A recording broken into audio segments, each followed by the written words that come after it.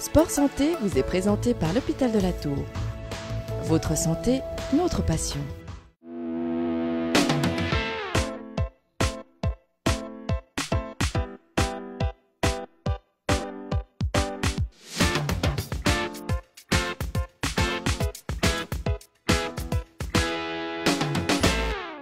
Salut à tous, bienvenue, merci d'être avec nous dans ce nouveau numéro de Sport Santé. Aujourd'hui, nous allons nous intéresser à la détection de talents, ou plus précisément, comment reconnaître lorsqu'un jeune sort du lot dans ses activités sportives. Tout de suite des explications en compagnie de Manuel Bueno.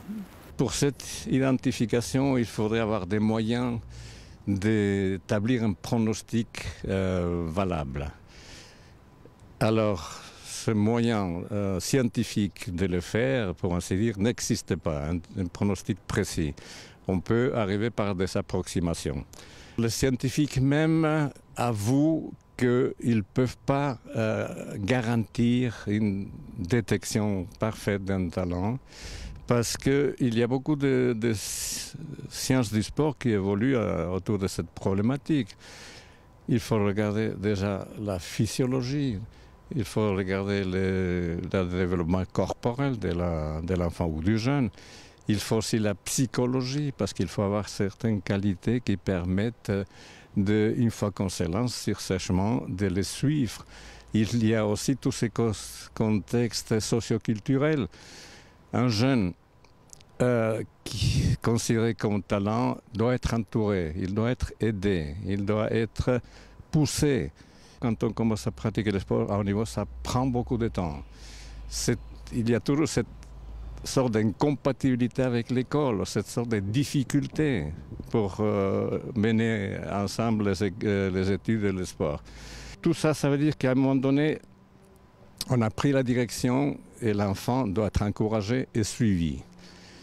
Et c'est à ce moment-là qu'un des risques dont je voulais parler, c'est présent, c'est la spécialisation précoce. Les risques sont surtout psychologiques, parce qu'on peut faire très mal à un enfant, psychologiques ou orthopédiques, par un excès d'entraînement ou de mauvaises techniques, beaucoup plus que de la médecine interne, n'est-ce pas? Alors, c'est suivi pendant cette période où l'enfant est fragile. Les périodes de développement, la puberté, il y a une croissance extrêmement rapide, demande beaucoup d'attention et d'être toujours prêt à intervenir et puis à couper l'ambition des parents pour commencer et des entraîneurs aussi, parce qu'il y a des entraîneurs trop ambitieux qui mettent en danger la santé de l'enfant. Alors important peut-être de parler, Manuel Bueno, de l'âge chronologique et de l'âge biologique qui est important. Absolument, absolument, parce que ce sont des concepts qui peuvent induire à erreur. Par exemple, on entend par âge chronologique, enfin, ce que tout le monde sait, enfin, l'âge de calendrier. Enfin. Et puis l'âge biologique, c'est l'état de développement d'un enfant. Peut être précoce ou peut être en retard pour le développement. Alors donc il y a les trois niveaux, précoce, normal et en retard. Alors ça peut des fois orienter ou penser qu'on est devant un talent, et ce n'est pas du tout ça, c'est tout simplement que l'enfant est développé d'une manière précoce.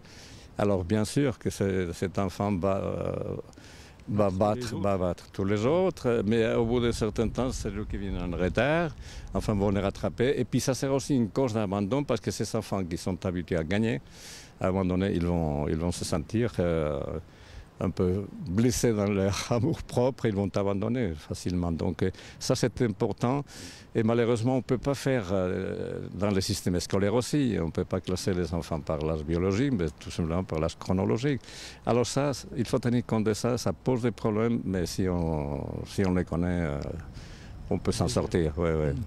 Alors on va juste peut-être, Manuel Bueno, compléter un petit peu de la théorie d'Erickson avec les 10 000 heures ou les 10 ans. Expliquez-nous. Oui, effectivement, c'est Dr Erickson qui est devenu une personnalité qui a parcouru tous les pays, surtout les pays anglo-saxons pendant la décade des 90, et puis qui continue d'être invité un peu partout, sans aller plus loin. Il y a 3 mois, il était à Macolin. Alors, Le docteur Eriksson a eu des propos très durs, enfin, une manière radicale de présenter sa théorie. Il a dit n'importe qui, dans n'importe quel domaine, peut arriver au niveau d'expertise, parce qu'il appelle expertise, c'est ce qui arrive à dominer une technique ou une science, n'importe quoi, seulement par le travail. Alors il y a les deux principes. Pour arriver, il faut une pratique délibérée, c'est-à-dire consciente et voulue, et puis de longue durée qu'il détermine par la règle de 10 ans ou 10 000 heures de pratique. Il insiste que c'est le travail qui compte et la durée qui compte. Mais ces règles n'est pas valable pour tous les sports, parce que pour les sports où la maturité arrive quand on a la vingtaine d'années, c'est pas valable. On peut arriver à très haut niveau si on commence après 20 ans et si on a 4 ou 5 000 heures de travail, ça suffit.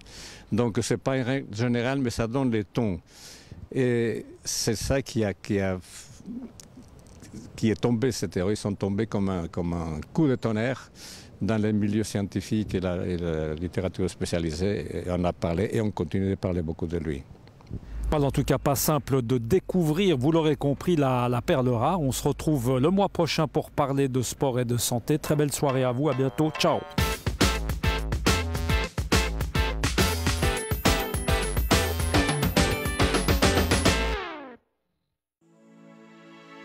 Sport Santé vous a été présenté par l'Hôpital de la Tour. Votre santé, notre passion.